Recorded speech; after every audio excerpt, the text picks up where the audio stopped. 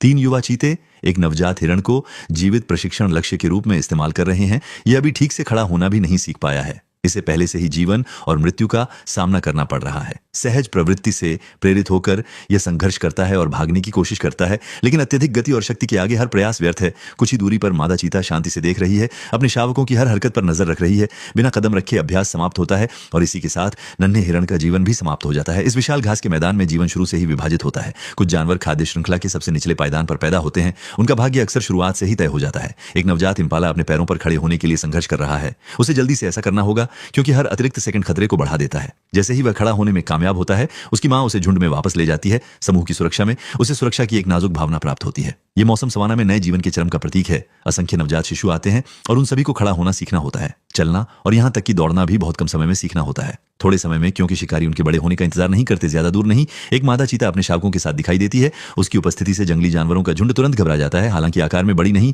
चीता की गति ही किसी भी शिकार को डराने के लिए काफी है। जल्द ही एक नर गजेल को अलग कर लिया जाता है और घास के मैदान में पीछा शुरू हो जाता है। खतरे को भांपते हुए गजेल दौड़ता है अपनी पूरी ताकत से, लेकिन गति का अंतर अंततः उसके भाग्य का फैसला कर देता है।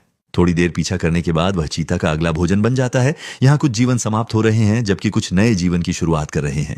एक छोटा गजेल पहली बार दुनिया में कदम रखता है। उसके लिए सब कुछ नया और अपरिचित लगता है। उसे नहीं पता कि आगे कितनी कठिन परीक्षाएं उसका इंतजार कर रही हैं। वह बस इतना जानता है कि अपनी मां के पास रहना ही उसकी सुरक्षा है। लेकिन उसकी मां लगातार सतर्क रहती है, बिना एक पल भी आराम किए आसपास के वातावरण पर नजर रखती है। जैसे जैसे समय बीतता है, छोटा गजेल अपने शरीर पर नियंत्रण पा लेता है और उसकी दौड़ और भी आत्मविश्वासपूर्ण हो जाती है। जीवित रहने के लिए उसे अपना अधिकांश समय घास में छिपकर बिताना पड़ता है। घास में घुल-मिलकर शिकारियों से बचने के लिए आसपास के इलाके में छिप जाती है। उसकी मां पास ही रहकर हर चीज पर पैनी नजर रखती है। तभी एक सियार चुपके से प्रकट होता है। जैसे जैसे दूरी कम होती जाती है, खतरा तेजी से करीब आता जाता है। बच्चा गजेल को पीछा किए जाने पर भागने के लिए मजबूर होना पड़ता है, जबकि मां उसे भगाने के लिए आगे की ओर झपटती है। इस छोटे से पल का फायदा उठाकर नन्हा गजेल घास में छिप जाता है, लेकिन खतरा अभी टला नहीं है। ठीक जब यह त्रासदी तैसी लगने लगती है, नन्हा गजेल एक बार फिर तेजी से भाग निकलता है। बढ़ती रफ्तार और फुर्ती के साथ अपनी जान बचाने के लिए दौड़ता हुआ आखिरकार वह पीछा करने वालों से बच निकलता है। लेकिन इस घास के मैदान में इस तरह की परीक्षा बार बार होती रहेगी।